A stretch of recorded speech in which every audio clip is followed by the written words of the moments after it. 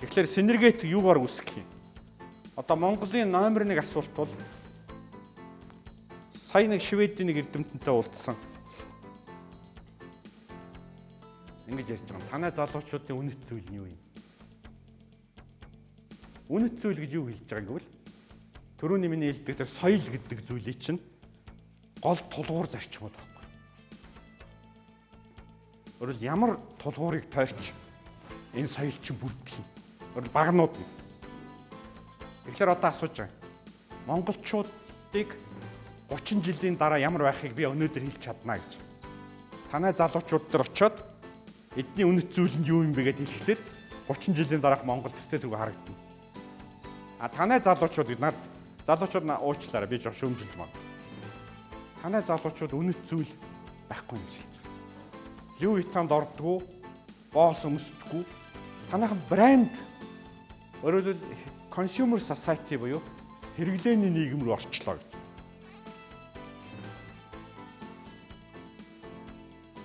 А гэтэл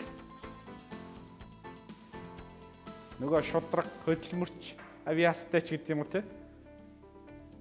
Нийгмийн үнд зүйлүүд чи хаана байгаа гэж асууж. Тэгээ буцаагаад нэг эвгүй асуулт гарч ирж байгаа. Улс орон нэг соёлын дор буюу улс орныг юу нэгтгэдэг?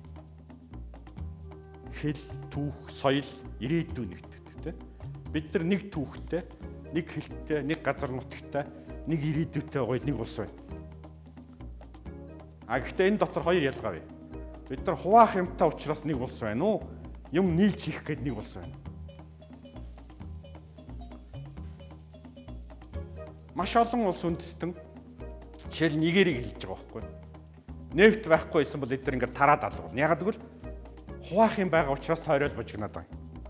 А нийлж хийх юм мэдэрч байхгүй гэж хэлж байгаа. А бидэрт нийлж хийх юм бий юу? А биднийг үнэт зүйл юу нэгтгэж байгаа юм? Эсвэл мөнгө нэгтгэж байгаа юм? Тэгэхээр маш том философи асуулт бол улс орныг мөнгнөөс өөр юм нэгтгэхээ ойлгохлоор улс орн сөндөг гэдэг байна. Тэгэхээр бидний юу нэгтгэж байгаа гэдэг чинь дахиад Монгол улс Хятадаас, Оросоос юугаар ялгаатай гэдэг асуултны хариулт байхгүй. Энэ бүгдээ бид нар мэдэхгүй бол яг хоо зүгээр нэг хэсэг нь мөнгөтэй бол нэг хэсэг нь ядуу болно. Гэхдээ улс орн байхгүй болно. Яг л систем ч задарчиж байгаа. За ийм л байна. Тэгээд улс орны хөгжлийн асуудал дээр бол мэдээж хэрэг ганц хоёр хон зүйлээр бүх юмыг багтааж ярьж болохгүй. Гэхдээ нэг мэдрэмж өгнө гэж байдаг шүү дээ. Тэгэхээр миний өнөөдрийн лекцийн гол зорилго бол та нарт ганцхан ийм тодорхой жишээн дээр нэг тийм мэдрэмжил өгөх зорилготой юм. Тэгээ та бүгд бол эндээс бас тайруулаад өөрсдөө уншин мэз бодно үз. Хөгжлийн тухай яриа бол монголчууд одоо маш их ярьж байгаа нь өөрөө маш сайн давуу тал л та. Өөрөөр бид бол юу гэдэг вүлээ? Мэдхгүй ээж болно. Гэхдээ мэдхгүйгээ мэдж байгаа нь өөрөө их чухал байна. Тэгэхээр одоо монголчуудын гол стратегийн асуулт бол та нар тэрийг мэдвэ цээжилж аваасыг хүсэж байна. Үнэхээр тэр Шекспирийн асуултанд хариулах хэрэгтэй. Яг тэрийг хариулж чадахгүй бол юу ч энэ ертөнцид аргалж болохгүй. Аргалаад хөгждөг, аргалаад сайхан амьдрдаг гэсэн юм байхгүй шүү дээ. Тэр бол зүгээр өвдөл өөртөө л хуурна. Гашуунч байсан, хэцүүч байсан, зовлонтойч байсан туулах хэрэгтэй. Яг ийм улс төрийн зориг гэдэг юм уу, лидершип. Тэгээд дээрэс нь хаана байгаа, юу хийж байгааг мэдж байгаа. Тийм бол экспертиз юунд ч олдно шүү дээ. Санхүүгийн сайн хүнч олдно, инженерт сайн олдно, Монголоос олд гаднаас олдно. Товчоор хэлбэл юу хийж байгаа хүнд бусд нь бүгд байгаа байхгүй. Юу хийж байгаагаа мэдэхгүй хүндэд юу ч. Монгол улс яг энэний ирмүүд дээр ирж байна. Одоо яриагаа юугаар төгсөх гэвэл монголчууд бид 250 30 жил 40 жил манжин колон байсан. 80 жил Оросуудаа удирдуулсан. Бид сүүлийн 30 атхан жил сонголттой байна. Гэхдээ нэг зүйлийг мартчихсан. Мөнхийн их чөлөөтэй байсан юм шиг ажиллаж байгаа байхгүй. Хэр зэрэг удаан ажиллах уу гэдгийг бас их бодох хэрэгтэй. Та нар Украиныг одоо харж л байгаа байх тийм. 45 сая хүнтэй хар далайн иргэд дээр дэлхийн номер 1 хар шорооны өрсөлдөд өдөө аж ахуйд. Яаж хэрчүүлж вэ? Хоорондоо уулзрахгүй саргал тэгэл дуусчих шээ. Сонгуул болох болгондоо засгаа улам муутгахсаар байгаа. Энэ юу харуулж байгаа юм? Үндэсний identity байхгүй болсон. Яагаад Кримчүүд, Донецк бүгд хоорондоо байлтаад байна? Ганцхан асуулт байхгүй. Хүмүүс юу нэгтгэж байгаагаа харахаа болцсон. Юу ялгаатайгаа хараад байгаа. Энэ лидершипийг алдаа шүү дээ. Америкчууд бүгд өөр. Газараас цугласан. Тэгсэн мөртлөө цөмөр Америкийн далбааг нэгтгэхэд байгаа ч. Тэгэхэд бүгд нэг үндэстэн цус. Тэгээ хоорондоо байлтаад. Энэ чи ердөө л нөгөө соёлын нэг хэсэг байхгүй. Identity crisis. Өөрөөр хэлбэл бид нар юу нэгтгэж байгаагаа харахаа болчихж байгаа. Энэ бол эдийн засгийн хөгжлөөс том асуулт гэдгийг Украин харуулж байгаа байхгүй. Identity байхгүй үндэстэн явдгүй маа гэж. Монгол бол Украинаас сургамж авах хэрэгтэй. Биднэрт бол миний бодлоор 15-аас 20 жил байгаа. Тэр ухаахгүй бол яг гэвэл гадаад фактор Монголын түүх бол дандаа тэгж явдаг шүү дээ. Өөрөлд Монгол улсын том 21 оны хувьсгалч төр 90 оны хувьсгалч төр бүгд дандаа гадаад фактороос хамаардаг. Гадаад фактор яг Монголд тааламжтай байх чинь мөнхийн биш байхгүй. Өөрөлд биднээс хамаарахгүй байхгүй. Нэг талд нь миллиард 500 сая хүн, нөгөө талд нь дэлхийн хамгийн том орн одоо зэрэг зэвсгийн орн. Эдний энэ гадаад фактор бол Монголоос хамаарахгүй. Харин энэ бүгд бол хамгийн тааламжтай үе байхгүй одоо. Тийм учраас энэ тааламжтай үе эвдэрч байгааг нь бид нар Украинаас одоо харж байгаа байхгүй. Өөрөөр хэлбэл 90 онд эхэлсэн перестройк тэрний өмнөх за дэлхийн 2 дугаар дайнаас хойш гэх юм уу. Тааламжтай үе бол одоо дуусч байгаа. Ингээд бид нар одоо асуулт. Бид нар ухаарж амжсан уу юу? Монголын хувьд бол нэг сайн тал бий л да. 2-3 мянган жил явсан одоо юу гэх юм төрт улсын түүхтэй өөрийн.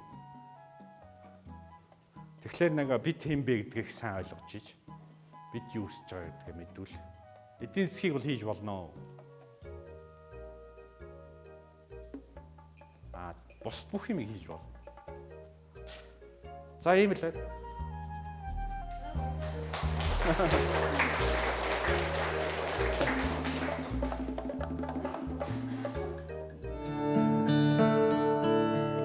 Юуг алдаж байж олж авснаар нь амжилтаа хэмж.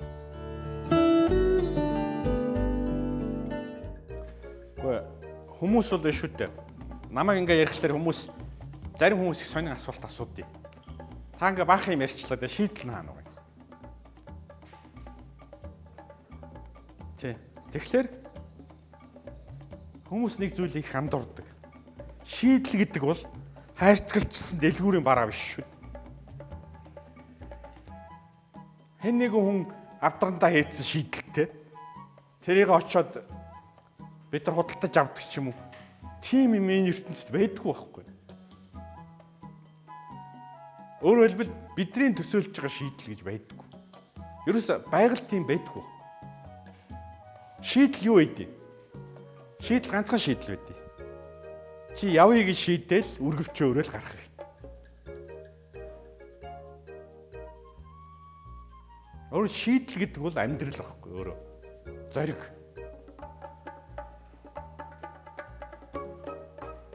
Түүнээс Монгол улс хөгжихийг би одоо хайрцагтаа хэлчихсэн байж байвал бас нэг өөр хэрэгтэй.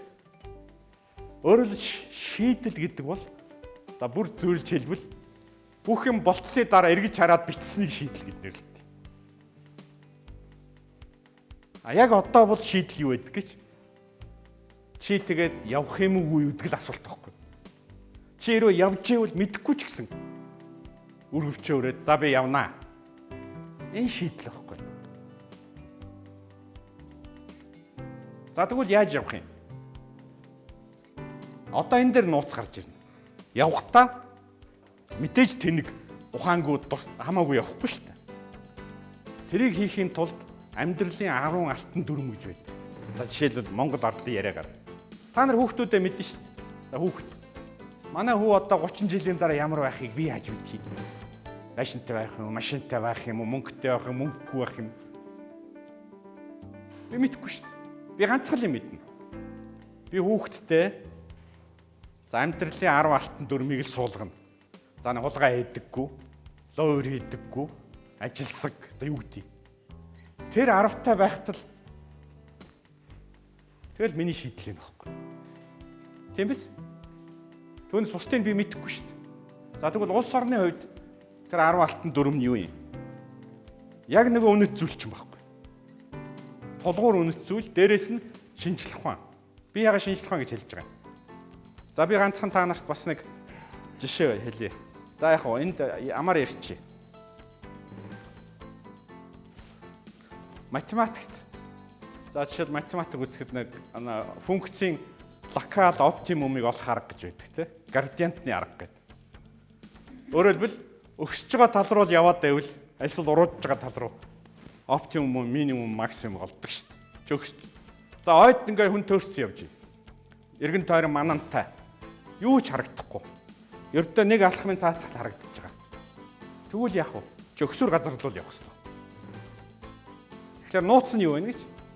Чи 1 метрийнхийг хараад шийдвэр гаргахад тодорхой хугацааны дараа уул яриад гарна гэдгийг мэдчихэж шүү дээ. Яг гэвэл чи зарчим мэдчихэж байгаа байхгүй юу? Өөрөөр би өксүр газар руу явбал ямар нэгэн толгод юм уул яриад гарна. Түүнээс нэг өксүр рүү яваад нэг уруу руу яваад байвал болохгүй. Тийм багц? Тэгэхээр том шийдлийг жижигхэн мэдээллээр хийж болдог байхгүй. Хэрвээ чи зарчим амьдчих. Энийг алтан дүрм гэдэг. Өөр хүүхдэд чи ажилсаг шудраг юу гэдэг юм. Тийм биш байвал ер нь сайхан амьдрна гэж мэдчихэж шүү дээ. Тийм багц? Тэгэхээр улс орны хувьд бид өнөөдөр 10-20 жилийн дараа Монгол ямар байхыг мэдэхгүй. Мэдээж хэрэг одоо бизнес төлөвлөгөөг тодорхой юм шийднэ. Гэхдээ яг саяных шиг зарчмын улс төрийн шийдэл хэрэгтэй байхгүй юу? Оюун санааны. Бид яг энэ рүү явъя л гэсэн. Би Монгол улс яаж мундаг байхыг мэдэхгүй. Гэхдээ би нэг зүйлийг мэдчихэе. Бүр хамгийн томоос нь эхлүүл. Нэгдүгээрт Монгол улс хөгжихийн тулд өөрийнхөө соёл дээр тулгуурлах хэрэгтэй. Мууч сайн ч өөр юм байсан. Яг л үндэсгүй нийгэм явдаггүй.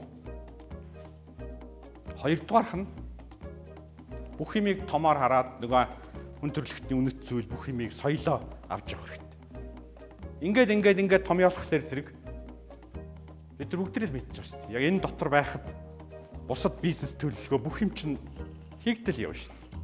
Харин энэ нь байхгүй бол нэг өөдөө яваал, нэг уруу яваал тэгвэл төөрөөл тусна. Тэгэхээр шийдэл гэдэг бол процесс байна. Монгол хүмүүсийн түрүүн би хэлсэнтэй нүдэ анчдаг гэдэг шөмжилсэн шүү дээ. Бидний хамгийн том дутагдал бол бэлэн юм хүсдэг. Өөрөөр хэлбэл улс орноо бид нар ингээд хөгжүүлэхийн төлөө ажиллана гэж одоо нэг Япон оройд хэлвэл за тэгвэл чи шийдэл өгч гэж хэлдэг. Над рецептийг өгч. Тэгэнгუთ одоо дэлгүүрт манай залуучууд сайн мэднэ те. Яаж хурдан саятан болох уу гэдэг ном бол амар борлогдож байгаа шүү дээ. Рецепт. Нөгөө ном зарж байгаа хүн тэрийг айгүй сайн мэдчихэж байна. За энэ ч гэсэн гүйндээ гээл. 3 хоногийн дотор саятан болно гээл. Гэхдээ тийм рецепт байдаг бол компьютерт оруулаад цөмөрөө саятан болчих болно шүү дээ. Эсвэл телевизээр нэг нь уншаал бусдын дагаад орой болгон 6 цагаас рецепт 10 минут уншина. Маргааш нь яг тэрийг дагна тий. Тэгээд жилийн дараа монголчууд бүгд саятан болно. Бид нар бүгдээ л мэдчих шүү дээ.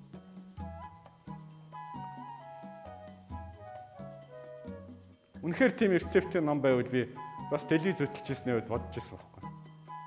Үнэхээр тийм ном байвал орой болгон маргаашийнх нь уншчих хийсэн гэж.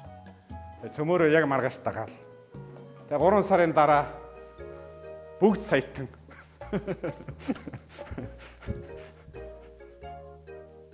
Тэгэхээр шийдэл бол процесс. Тэгэхээр монголчуудын хувьд шийдэл юу юм? Дахиад нэг Шекспирийн асуулт байхгүй. Тэгээ аль яг альгоор нь явах гээд байгаа юм бэ? Энэ шийдэл байхгүй.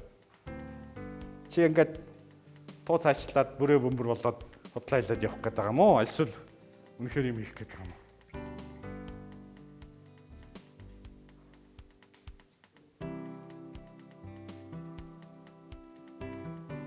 Тэгээ энэ дээр бол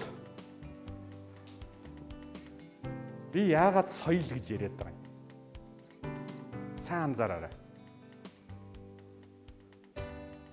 Соёл бол хүний тархины програм байхгүй. Буруу програмтай компьютераар хийх зөв юм гэж болохгүй. Соёлын үнэт зүйл бус бүх юмнуудын хүүхдүүдэд, залуучууд нийгэмд суулгах нь бол өөрөө улс орны хөгжлийн амин чухал зүйл байна. Тэгэхгүйгээр юу ч шийдэгдэхгүй. Энэ асуултын дараа тодруулаад асуувал.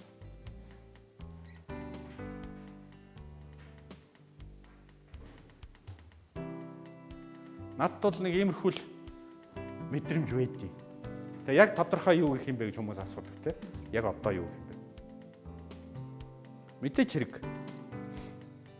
Энд эрэл хайгуул хийх процесс бол маш олон төрөл байж болно. Энийг яриул өөрөө бас дахиад нөгөө би нэг Монгол төсөл мэсэл гэж ярьдаг. Нөгөө том юм руугаа орчин л та.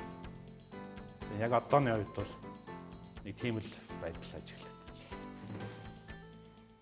Тэгэхээр яг хувь хүмүүсийн төвшөнд асуудал бол тийм улс орны төвшөнд яг өнөөдөр бол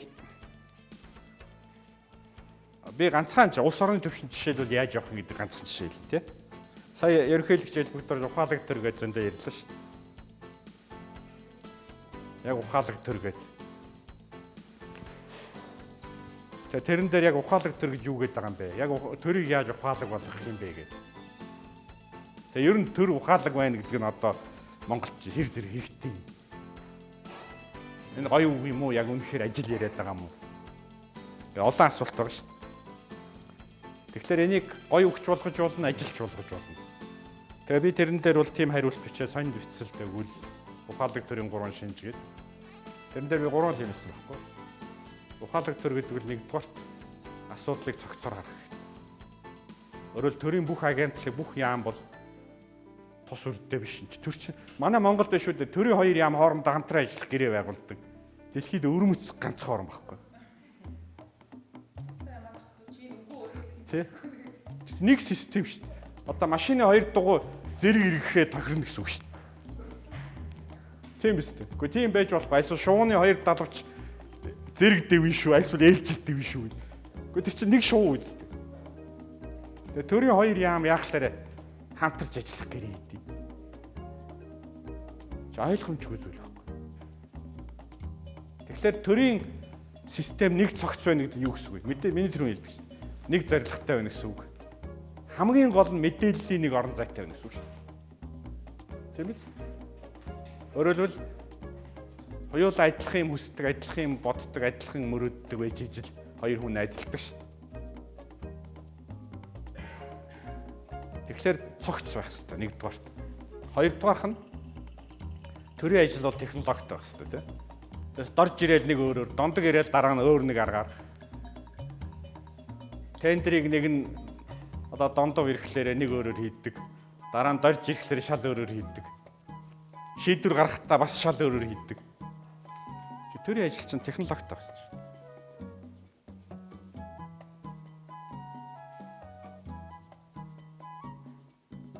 Тэрөө мэдээлэлгээ би хэлчихсэн. Энэ гурав. Өөрөөр хэлбэл ухаалаг төр гэж юу хэлэх вэ гэж миний ойлголтоор бол эхний энэ гурвыг ядахтаа ихэж биелүүлж иж. Өөрөөр Монголын төрийг өнөөдөр ухаалаг болох гурван арга нь бол цогцолох хэрэгтэй, мэдээллийн нэг орон зайтай болох хэрэгтэй, төрийн үйл ажиллагааг технологижуулах хэрэгтэй. Өөрөөр хэлбэл шийдвэр гаргах процессыг тодорхой болгох хэрэгтэй, тийм. Яг эн чинь буцаагаад зангидтахлаар төрөний хэлдэг нэг үнэт зүйл бусад бүх юм руу орж байгаа байхгүй. Яг ийм байдлаар ингээд нийгмийн бүх салбарт бид тэр мэдээж үргэлжлүүлээд явна, үргэлж алдна. Алдаа гэж байдгүй гэж байна шүү дээ яг тийм. Сонирхолж хэлэхэд яг үүндээ хэлэхэд алдаа гэж энэ ертөнцид байдгүй маа гэдгийг л би 50 хүрчээж ойлгож байгаа байхгүй. Би л алдаа гэж бодоод байгаа болохоос тэр болдгийн болдгоор л болж байгаа байхгүй. Өөрөөр хэлбэл би өөрийнхөө бодлыг ертөнцид байх хэрэгтэй юм гэдээ ойлгочихж байгаа. Жишээлбэл дорж бол муу хүн гэж би бодчих шүү дээ. Дорж бол миний муу гэж бодсноо сайн гэж бодсноос үл хамааран дорж хэврэл байгаа шүү дээ. Тэрнийг сайн муу гэж хэлж байгаа нь зүгээр миний л бодол байхгүй. Би өөрийнхөө бодлыг ертөнцийн яг бодит зүйлгээ итгэж байгаа. Тэрнээсээ болоод маш их алдаа гаргаж байгаа. Тэр чинь миний л бодол шүү дээ. Миний бодол ямар байгааг 6 миллиард хүний хэн ч мэдэхгүй. Би өөрөө тэрийг дэлхий байна гэж хараад байдаг. Яг нар гэдэгтэй адилхан миний бодол бол яг нартай адилхан бодит зүйл гэж бодоод байдаг. Муу хүн гэж энэ ертөнцид байхгүй шүү дээ. Тэгэхээр хүн асуун хулгайч хүнийг тэг яах гэдэг гэж тийм. Чи хулгайч гэдгийг мэдчихвэл тэгээд барьж оронд хийд юм уу яад юм уу? Өөрөөр чи эмоц дагуулж хэрэггүй л гэсэн үг шүү дээ. Яг түүнтэй адилхан улс орны эдийн засгийн өнөөдрийн хөгжлийн байдлыг бид нар бүгдээрээ би яагаад энийг ярьж байгаа юм? Яг бол Монгол бол өнөөдөр маш олон зүйлээр хоцрогдож байгаа нь үнэн.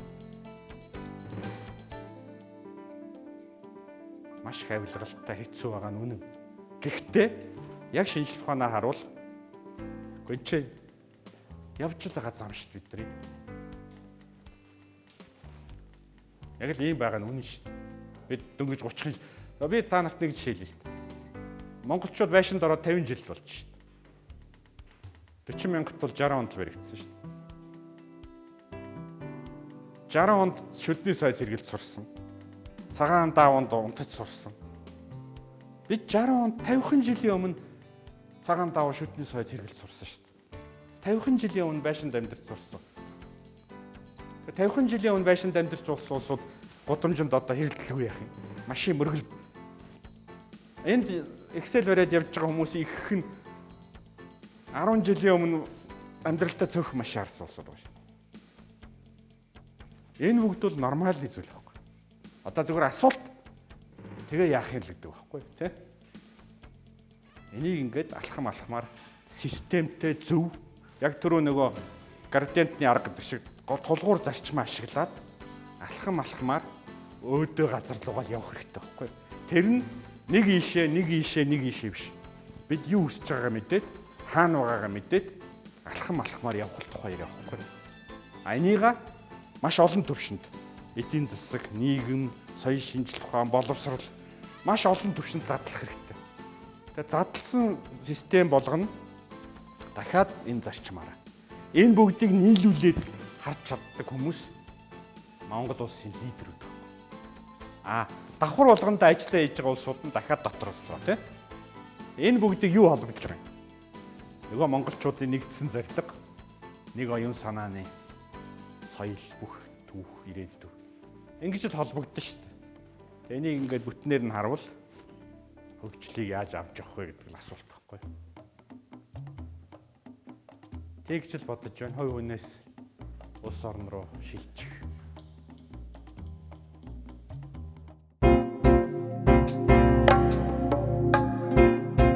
Сайхан амьдрах түлхүүр нь эд баялаг гэж үзээд түүний араас эрэл хайгуул хийх нь төөрөгдөл юм. Гэхдээ төөрөгдөлд сайн тал бий. Учир нь байгаль биднийг энэ маягаар төөрөлдүүлж мэхэлсний үр дүнд хүнийг ямагт идэвхжүүлж байдаг.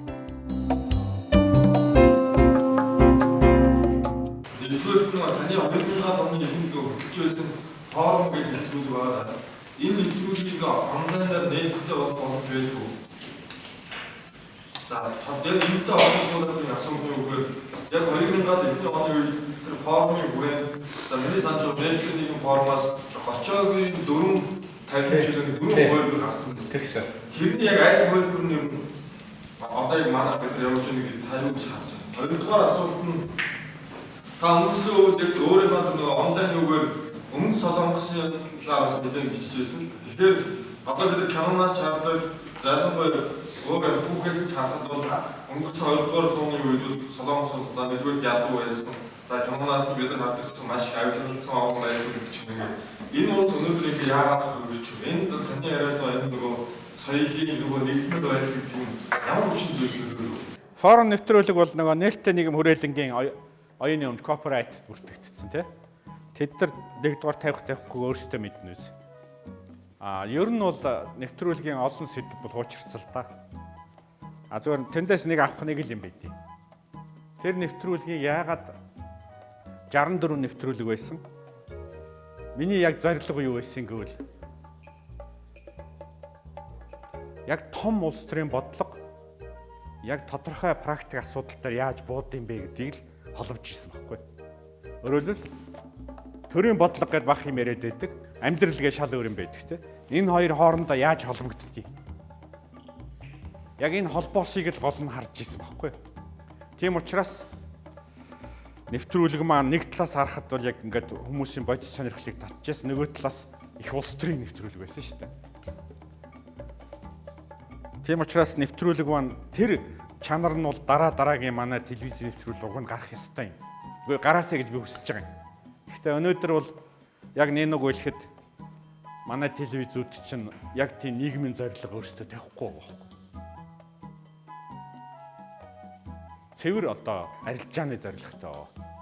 Тэгээ энийг бол зорилго нэгэнт байхгүйгаас хойш тийм гарахад хэцүү л дээ. За тэгэхээр форум нэвтрүүлгийг бол мэдхгүй зүгээр зарим нэг нэвтрүүлгийг интернет дээр тавиад үзэхэд зүгээр санаа яг тийм дараагийн нэвтрүүлэг хийх гэж байгаа хүмүүс санаа авахд бол хэрэгтэй юм байдаг л байна. Нөгөө талаас мэдээж түүхийн хувьд сонирн байж магадгүй л байна. За тэр монголчуудын одоо англичууд бол интегрити гэдэг юм дөө. Тийм үг байдیں۔ Өөрөөр хүн болсон уу юу те? Энэ дээр бол бид нар нэг зүйлийг би сая Twitter дээр хэд хоногийн бичсэн. Би зүгээр сонирхолтой хэлэхэд нөгөө тэнэг хүн, монхон хүн хоёрын ялгааг монголчууд бас мэдэх хэрэгтэй байхгүй залууч. Тэнэг гэж юу гэсэн үг юм? Тэнэг гэдэг бол зүгээр л за энгийн үгээр бол байглаас ухаан тутал байхгүй.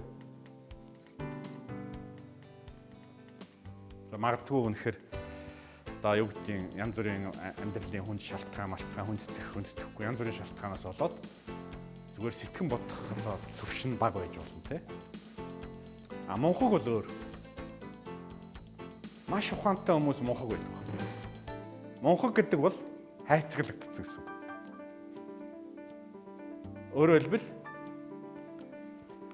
бодолтоо дарагдаад зөвхөн өөрийнхөө бодлыг зөв гэж итгэсэн. Өөрөөр монголчууд ярьд юм ухаан задраагүй, юм үзэд нүд тайлаагүй шиг юм уу те. Тэгэхээр боловсролын хэмжээ, шинжлэх ухааны мэдлэгийн хэмжээ хүний одоо бүрэлдэхүүн тогтоход нөлөөгүй байхгүй. Тийм учраас ямар ч мундаг ерөнхийлөгч хамгийн луу өрчин байж болно. Ямар ч ядуу малчин, ядуу гудамжийн хамгийн зөв хүн байж болно. Тэр өөрөөр энэ хоёр хоорондоо хамаагүй. Тэгэхээр би өөрөө чинь асуулт монголчууд хизээ тийм болох вэ гэдэг бол статистикийн ойлголт шүү дээ. Миний бодлоор бол бүх монголчууд эзэт юм болохгүй байх зүгээр. Зүгээр ерөнхийдөө нийгмийн одоо хамгийн нөлөөлөх хүчин зүйл нь тэр болж чадахгүй гэдэг асуулт байхгүй юу? Өөрөөр хэлбэл шудраг байх нь одоо монголчуудын гол үнэт олонхын дагах нөлөөлөх фактор болж чадахгүй. Өөрөөр хэл өнөөдөр бол эрдэмтдээ байх, боловсралтай байх бол нөлөөлөх фактор биш байхгүй. Өнөөдөр бол танилттай байх хэрэгтэй, мөнгөтэй байх хэрэгтэй ч гэдэг юм уу те. Эсвэл дээрээ карамтай байх хэрэгтэй ч гэдэг юм уу те. Ах дүүнэр нь дарга байх ч гэсэн. Шал өөр фактор байхгүй. Та нар бол бизнес судалж байгаа хүмүүс мэднэ шүү дээ. Компанид юм байдаг байхгүй. Манай компаниуд ингээд технологи сайжруулна, өрсөлдөх чадвар гэдэг. Маш олон тохиолдолд хэрэггүй шүү дээ. Чи хэрвээ сайттай танил бол бусд нь бүгд хэрэггүй. Чи гайл дээр танилттай бол өрсөлдөх чадвар хэрэггүй шүү дээ. Тэртээ тэргүй чиний бараа 10% хямдхан орж ирж байгаа. Тэгэхээр Монголын фактор бол яг шинжилгээ ухааны фактороос өөр байхгүй. Тэгэхээр яг түрүүний асуулт бол энэ бол яг нийгмийн үнэт зүйл. Энэ 3 сая хүний дунд хэр зэрэг төлөвшөж олон ихийг татчих чадах уу гэдэг асуулт шүү дээ. Тэгэхээр хэрвээ төрийн бодлогоч гэдэг юм уу нийгмийн хөгжлийн асуудлууд нь байнга системтэйгээр энэ рүү явбал тодорхой хугацааны дараа л олонх тийм болно шүү дээ. Яг дорж тийм болох үгийг бол мэдэхгүй. Тэгэхээр ер нь бол эдийн засаг дээр хөгжлийн тухай нэг яриан дээр юм байдгийг. Улс нийгмийн хөгжлөө шүү дээ. Транзакшн кост гэдэг. Тэс тэр транзакцийн үнээс хэмжигддэг. Жишээлбэл нэг юуны Шведийн нэг бизнесмен хэлж байгаа байхгүй. Шведэд татвар нь 60% гэсэн. Одоо компани татвар 60% юм бил. Тэгээ хэлж байгаа хгүй би 60% төлчөөд тэгээ сайхан амьдарч байгаа.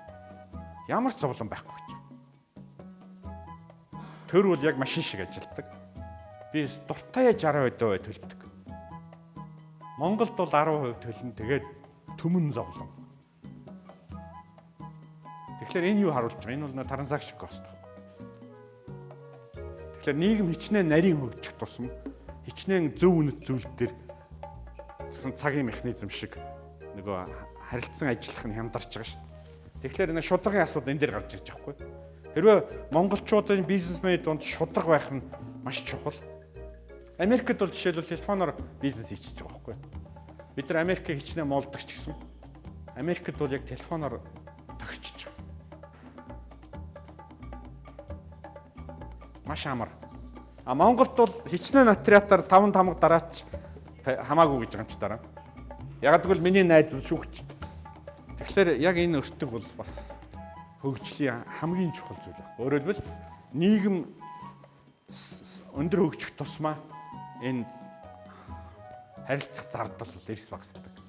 Энэ нь бол нөгөө шударга ёс бус бүх юмтай нөгөө холбоотой шүү дээ. Тэгэхээр Монголын хувьд бол саяны процесс бол яг эдийн засгийн хөгжилтэй адилхан нэг энэ дээр нэг юм хэлье. Нийгмийн соёлыг хөгжүүлэх бодлого эдийн засгийн бодлого цөмөрөө нэг чиглэлд байгаа байхгүй. Хүмүүс ингэдэг тэр соёл яах вэ? Одоо хамгийн эхлээд уурхаа хөгжүүлээд эдийн засаг. Үгүй шүү дээ. Та нарын цөмөрөө сайн хараарай. Соёл эдийн засаг улс төр нийгэм гэдэг чинь нэг юм байхгүй. Би зүгээр л өөрөөр өнцгөөс харж яриад байгаа болохоос нэг амьдралыг яриад байгаа байхгүй. Ердөө л Монгол улс гэдэг нэг амьдралыг бид нар эдийн засгаар нэг зүсэл, соёлоор нэг зүсэл, нийгмээр нэг зүсэл яриад байгаа болохоос за ямар ч гэсэн эдийн засгийн хөгжүүлэлтийн соёлын дараа болыг тийм байдгүй байхгүй. Тэгэхээр өөр юм биш байхгүй. Зүгээр аль зүсэлт нь илүү одоо юмыг тод харуулж байна те. Аль зүсэлт нь илүү ойлгомжтой байна. Аль зүсэлтийн аль төвшөнд ярих уу гэдэг нь яриа болохоос соёлыг ярьж байгаа хүн, эдийн засгийг ярьж байгаа хүн хоёр нэг зүйлийг өөрөөр өнцгөөс ярьж байгаа байхгүй. Тэгээд эдийн засгийн маш их өртөг бол түрүүний хэлдэг соёл төр байдаг. Өөрөөр хэлбэл шудраг бизнесмэнүүдийн хооронд одоо юу гэдэг эдийн засгийн эрүүл гэж ярьдаг шүү дээ. Эрүүл шударга орчин бол эдийн засгийн асуудал биш. Нийгмийн асуудал байхгүй. Тэгэхээр харж байгааз нийгмийн асуудлыг зөв шийдвэл эдийн засаг дагаал хөгжиж байгаа байхгүй. Тэгэхээр энэ хоёрыг ялгаж ярих бол өөрөө тэр бол зүгээр одоо юу гэх юм өөрийгөө хурж байгаа. Тэгэхээр яг өөрийн чинь асуулт бол одоо өнөөдөр тийм байгаа. Тэрэнд бохирдох хэрэггүй. Тийм байгаа нь үний юм чи яах юм бэ? Чи одоо өвөл хас 30 градусаар уурч өрдөггүй үст. Байгаан тэр юм чи яах юм? Зүгээр л дулаан овц өмсөх хэрэгтэй шүү дээ. Яг түүнтэй адилхан хажууг нөхөр хулгайч заад одоо тэгээ яах юм? Хулгайлуулахгүй л арга бодно шүү дээ. Түүнээс өмнөөс нь боож өгөхөд харин зүгээр л тэрэнд нь таарсан арга л хэрэглэх хэрэгтэй. Тэгж л бол. Өмнө Солонгос. Өмнө Солонгос яах вэ? Өмнө Солонгос бид рүү хэлсэн шүү дээ. Өмнө Солонгост бол ингээд нэг клан одоо манайхаар бол манайхан зарим маф гэдэг те. Яг өмнө Солонгост бол тэр нөгөө иерархи тогтолцоо маш хүчтэй. Нэгдүгээр дарга нь, хоёрдугаар дарга нь ингээд захих бас маш хүчтэй байхгүй. Күнзийн номлол. Тэр Солонгосын нэг мундаг давуу тал бол маш сул тал одоо муу өөрөөр хэлбэл өөрийнхөө онцлогийг сайн тал болгож чадсан байхгүй. Өөрөөр хэлбэл корпорацуудын удирдлага бол дээд зэргийн айрам шиг шүү дээ. Өөрөөр хэлбэл монголчуудын миний түрүү нээлээд тэр байхгүй. Манай бэлэг танхаа гэдгийг бид нар муу тал болгочихсон. Архиуддаг ажил хийдгүү. Энийг яаж сайн тал болгохгүй? Өөрөөр хэлбэл үгэнд ордоггүй шинэ юм хийгээд идэг. Өрсөддөөд идэг тийм. Эсвэл одоо ганцаараа чамаагүй зоригтой явдаг. Бид өөрийнхөө үндэсний онцлогийг яаж сайн тал болгохгүй? Эн чинь монголчуудын нууц واخгүй. Ятад хүн бол 100 нийлээд ажиллахлаар одоо Япон учиргүй сайн ажилтдаг тийм. Тэрийг давуу тал болгоцсон байхгүй юу? Японы менежмент бүх арга нь. Тэгвэл монгол хүн бол ганцаараа сайн ажилтгийг хийж болно шүү дээ. Тэгэхээр наадах чинь байхгүй. Солонгос яагаад мундаг хөгжсөн бэ гэвэл миний итгэл үнэмш. Би бол юу гэж хардггүй л Солонгосынх нь одоо юу гэдгийг онцлогийг хөгжлийнхаа давуу тал болгож чадсан байхгүй. Тэр цэрэг шиг зохион байгуулалт. Тэгээ дайнд зовлон үзсэн тий. Монгол хүн бол одоо Солонгос дээр Япон Солонгост очиход тэг шүү дээ. Дарга нь гараад ирэхэд цөмөөрөө ингээл зэрэг тонгойж байгаа юм. Монгол хүн бол тэрийг өөрөөр ойлгож байгаа шүү дээ.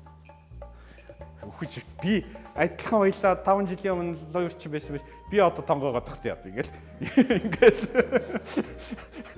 дарамжилж гин гэж ойлгох. Монгол хүн биш үү замын уулзуур дээр машин бие биендээ урдуур нь машин ороход дарамжилж гин гэж ойлгодог байхгүй. Намайг өстө дарамжиллаа. Уур нь хүрээл хаазалж байгаа юм. Ягаад? Японд машин барихлаар их өөр шүү дээ. Бас их зовлонтой. Гол замаар явж байхад хажуугийн замаас орж ирнэ шүү дээ. Гол замын машин зогсчоод яв гэдэг. Би нөгөө хуучин зангаараа явхаасаа айгаад те. Товчоор хэлбэл тэр яв гэдэг дохиод ах нь амар ядаргаатай байхгүй. Тэрний оронд урдуур нь дайруул над аягүй амар байгаа байхгүй. Тэгэхээр эндээс бол юу хэлэх гэсэн гэвэл Солонгос, Япон, Хятад, Герман бүх орны бол яг өөрийнхөө онцлогийг яаж давуу тал болгож байна. Тийм учраас Солонгосын модель Монгол таарахгүй. Америкийг таарахгүй. Бид ганцхан тэндээс нэг л юм аав. Шинжлэх ухааныг аав. Түүнээс биш бусдыг авах ямар ч арга байхгүй. Тэгээ монгол хүмүүсийг бүгдийг Япон шиг 100-100-аараа жагсдаг болоод ингээд бүтэхгүй. Бүтлээч Япон шиг ажиллахгүй. Ягаад гэвэл тэр чинь нэг генд нь байхгүй юм чи.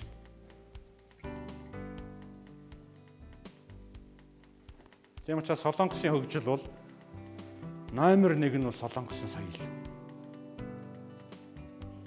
Монгол бол 21-р зууны даяарчилж байгаа нь ертөнцид бол маш хүчтэй давуу талтай. Монгол хүмүүс байгалийн ухаантай тэгсэн мөртлөө мунхаг.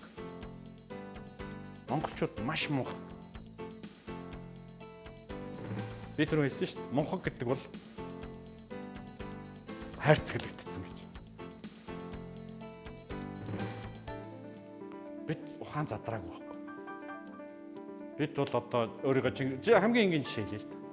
Чингисийн үр сад гэдээ бүр итгэцэн. Мөн хятад 1 миллиард хятадыг бол нухна гэж ярьж байна шүү дээ. Оросуудыг бол нухна. Амар итгэцэн. Яг яаж нухах гэж байгаа гэхэлэр гайхчихж байгаа. Эсвэл за чи Чингисийн үр сад гэдэг яг юу гэсэн үг юм? Чи яг ийм учраас одоо нүд нь адилхан учраас Чингис яг одоо биологоос өөр нэг юм нэрлэлт гэхэлэр гайхчихж байгаа байхгүй. Нэр юу нь адилхан юм бэ? Би танарт нэг жишээ хэлээ л да. Монголын төр бол Чингисийн төр гэдэг Сүхбаатарын талбай дээр Чингис хааны талбай дээр хөшөө өрцсөн байгаа шүү дээ. Одоо Хүнүүгийн төр гэ 2200 жил гэл тээ. Тэгээ та нар төрийн нэг хүнээс асуугаарай. За яг Монголын өнөөдрийн төр Чингисийн төрийн яг юуг нь авсан юм? За 1 2 3 гэдэг нэг нэрлэлттэй. Нэрлж чадах юм нэг ч гарахгүй. Ганцхан юм хэлнэ.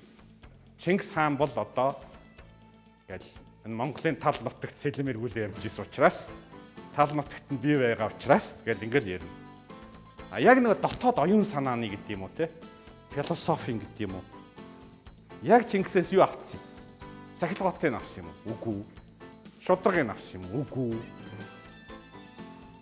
Том хардгийг авсан юм уу? Үгүй. Гэхдээ яг юуг нь авцсан юм? Гарцаагүй л Чингисийн төр. Ингээл бөөр гэлчихэж байгаа.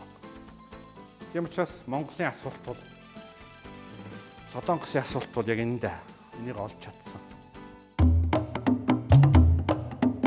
Бүхний тэргуунд явах нууц бол төрүүлж эхлэх явдал юм.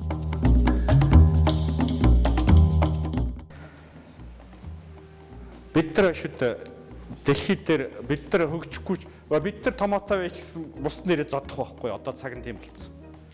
Одоо бид нар бол за одоо ингээ шудраг бай гэсэн ч гэсэн Хятад дээрээ туурна, Оросууд дээрээ туурна ч гэдэг юм уу те.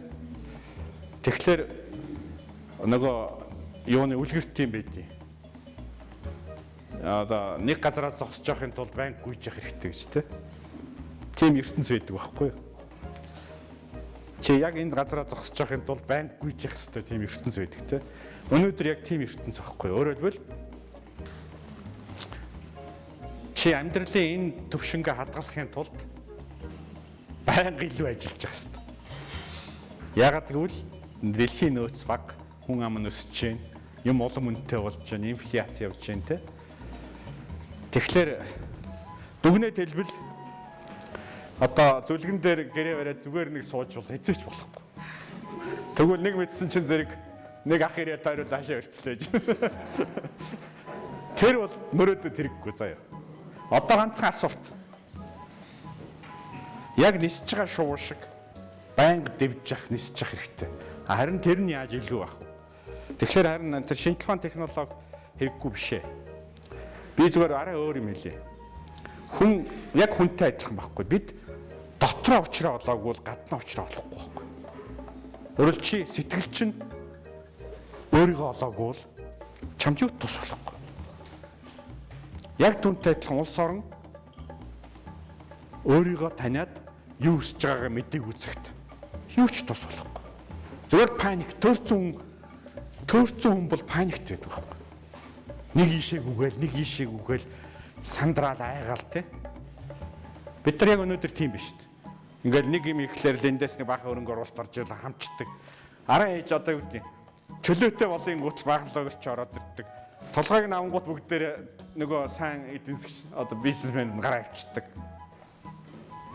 Зам тавья гэж тэгэхээр нэг эсрэг юм яриа л дээ. Бид нар бол паникт орсон байхгүй. Тэгэхээр ямар хүн паникт ордгийг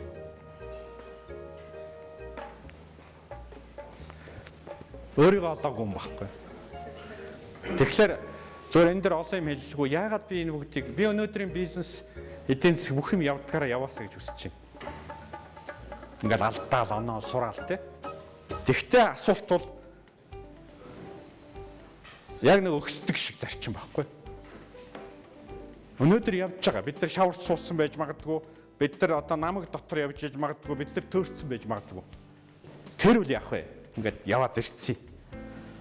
Магадгүй буруу явсан бол өгцөн ч байх байсан юм билүү. Бараг өнөөдөр ингээд мууч гэсэн явж байгаа нэг юм. Одоо асуулт. Тэгээд ингээд төөрөөд ах юм уу? Одоо эсвэл яг нэг тийм дүрм хэрэглээ явах юм уу? Энэ л багхгүй. Тэгэхээр Монголын хувьд бол би бол яг өнөөдрийн байдлыг бол тийм муу биш гэж бодож байна. Яагаад гэж? Зөв үнэхээр яг өнөөдрийн бидний сурсан сургамж юм аа. Дараагийн юм тэрэг бол чадвал өөрөөр бид нар алдаагаа туршлага болгож чадвал хожино. Одоо асуулт тэгээ алдаагаа туршлага болгох юм бол гэдэг байхгүй. Тийм учраас Монголын хувьд бол би бол нэлээд эерэг байгаа. Зүгээр Монголд хамгийн их санаа зовж байгаа маань би Монгол биш, Монголын улс төрчд гэж боддتي. Яг тэгвэл улс төрчд бол хамгийн том фактор. Тэд нар маань өөрсдөө учраа олохгүй бол их юм чирнэ л дээ. За. Осноо.